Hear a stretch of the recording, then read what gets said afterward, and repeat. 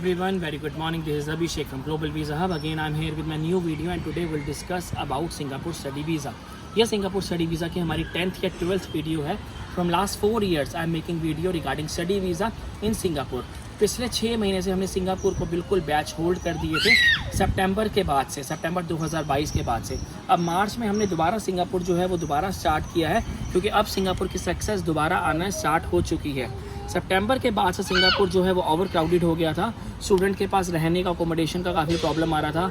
Job तो वैसे भी लीगल नहीं है वाइल स्टडी, तो उसकी इश्यूज़ थे. स्टूडेंट्स को वहाँ पे फूड का, ट्रांसपोर्ट का खर्चा घर से मंगवाना पड़ रहा था वाइल देयर स्टडीज़.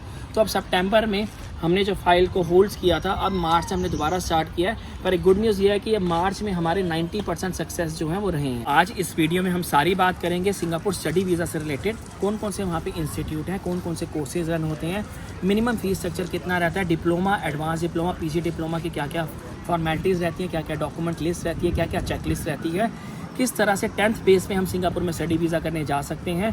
6 मंथ की स्टडी करके 6 मंथ की OJT ऑन जॉब ट्रेनिंग करके आगे किसी कंट्री में अगर हमने निकलना है तो हम कैसे निकल सकते हैं. एडवांस डिप्लोमा और नॉर्मल डिप्लोमा में क्या फ़र्क होता है, कौन कौन से कॉलेज की मिनिमम फ़ीस है, कौन कौन से कॉलेज ऐसे हैं जिनकी OJT 100% 1200 सिंगापुरन डॉलर से 1500 सिंगापुर तक जाती है. तो आज हम सारी बात करेंगे सिंगापुर से रिलेटेड.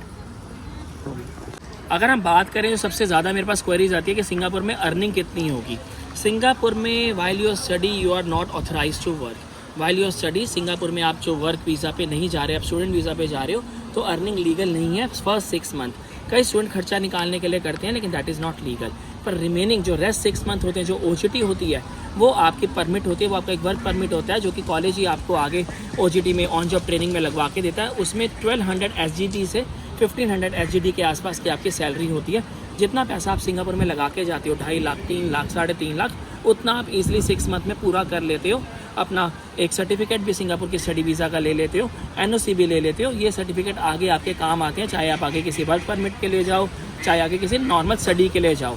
सिंगापुर से मुझे कॉल्स आते हैं कई स्टूडेंट्स के, क्योंकि 2016 से हम सिंगापुर स्टूडेंट्स को भेज रहे हैं, तो कॉल्स आती हैं कि सिंगापुर स्टडी वीज़ा के बाद अगर हमें आगे किसी कंट्री में मूव होना है तो हम कैसे हो सकते हैं. नॉर्मल डिप्लोमा के बाद अगर आपने सिंगापुर से किसी कंट्री में मूव होना है तो आपको इंडिया वापस आना होगा. अगर आप एडवांस डिप्लोमा पे जाते हैं तब आपने पाथवे लेके किसी कंट्री में जाना है तो आप शेनेगन में मूव हो सकते हैं. लातविया, लिथुआनिया, चेक रिपब्लिक, माल्टा, पोलैंड, ग्रीस, इन कंट्रीज़ में आप जा सकते हैं. यूरोप की UK भी आप जा सकते हैं अगर आपके पास IELTS है. सिंगापुर का मैं आपके साथ एक और चीज़ शेयर करना चाहूँगा. सिंगापुर में अकोमोडेशन बहुत ज़्यादा अच्छा नहीं है. 4 या 5 बच्चे एक साथ एक रूम में शेयर करते हैं, तो अकोमोडेशन के मामले में सिंगापुर बच्चों के लिए, जो बच्चे इंस्टीट्यूट्स में स्टडी करने जाते हैं, डिप्लोमा स्टडी करने जाते हैं, उनको ये प्रॉब्लम्स थोड़ी फेस करनी पड़ती है कि सिंगापुर में जो अकोमोडेशन है वो 4-4, 5-5 बच्चों के साथ शेयर होता है. एक और चीज़ सिंगापुर की मैं शेयर करना चाहूँगा, शायद ही कोई कंसल्टेंट या कॉलेज कभी आपको बताएगा, इन्फॉर्म करेगा. सिंगापुर में पार्ट टाइम जो है वो लीगल नहीं है. सिंगापुर में वाइल योर स्टडी और नॉट ऑथराइज टू वर्क, 6 महीने के बाद अपना स्टडी कंप्लीट करने के बाद आप कर सकते हो काम, लेकिन while your study, while your 6 month you not authorize कि आप कोई काम करो, दैट इज़ इलीगल.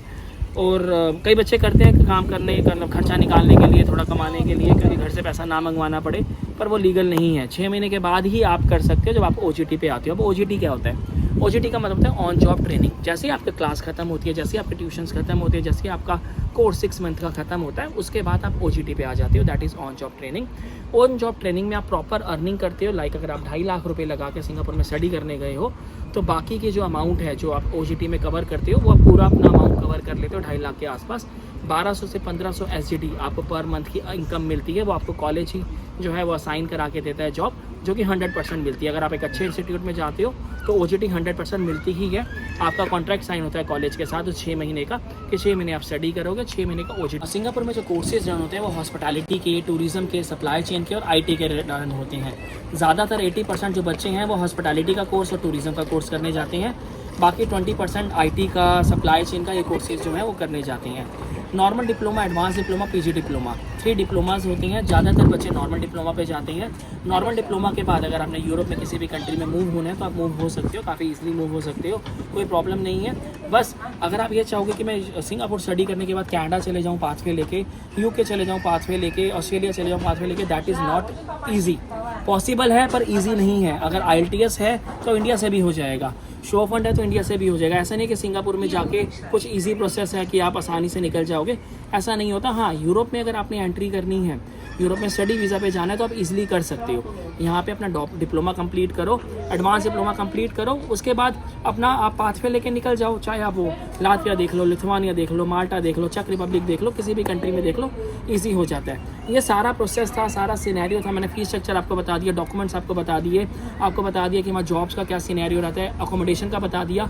अकोमोडेशन का खर्चा 300 से 350 SGD के आसपास आता है। ट्रांसपोर्ट का खर्चा जो आता है वो 150 SGD के आसपास आता है। खाने पीने का खर्चा 200 SGD के आसपास आता है। OGT में आप वो सारा कवर कर लेते हो जितना आप लगा के जाते हो। ये सारा सिंगापुर से रिलेटेड, कई मैंने आपको अच्छी पॉइंट्स भी बताए हैं, कई आपको जेन्युइन पॉइंट्स बताए हैं कि सिंगापुर आप कैसे जा सकते हो। स्टिल अगर आपको लगता है कि कोई बात इस वीडियो में छूट गई है तो हमें नीचे दिए नंबर पर बात कर सकते हो।